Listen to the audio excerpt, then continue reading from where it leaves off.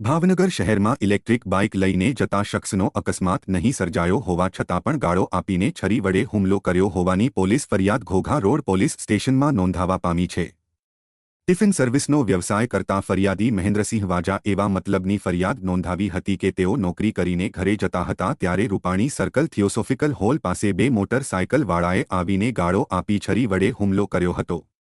Bike ન અથડાવવા છતાં પણ હુમલો કર્યો હોવાની ફરિયાદ અજાણ્યા 4 શખ્સો વિરુદ્ધ નોંધાવા પામી છે।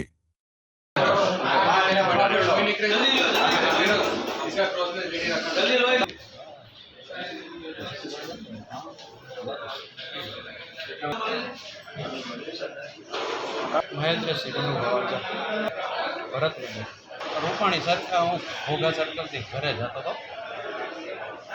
એમાં રૂપાણી સર્કલ વચ્ચે ગાડી ફૂડ પોઈન્ટની સામે હું રૂપાણી બાજુ જતો હતો। એ લોકો ટીપોકર લોજથી બાજુથી આવતા હતા તો મેં કાઢી ભાઈ કે ઉભો રહે એમ ગાડી છે બોલવા મળ્યા સીધા 4 જણા હતા। ગયા ગા સીધી છરી કાઢીને મારી જ દીધી સીધી। કેટલા જણા હતા? 4 જણા હતા। કેટલી ઉંમરના હતા એ લોકો? એ 25 ની હશે આસપાસ। અગાઉ કાંઈ તમારે માથાકૂટ નહીં કોઈ નહીં, મેં ખાલી ગાડી મારી જાતી હતી ને એને કાઢી દીધી, મેં આ ઉતારી બીજું કાંઈ નહીં।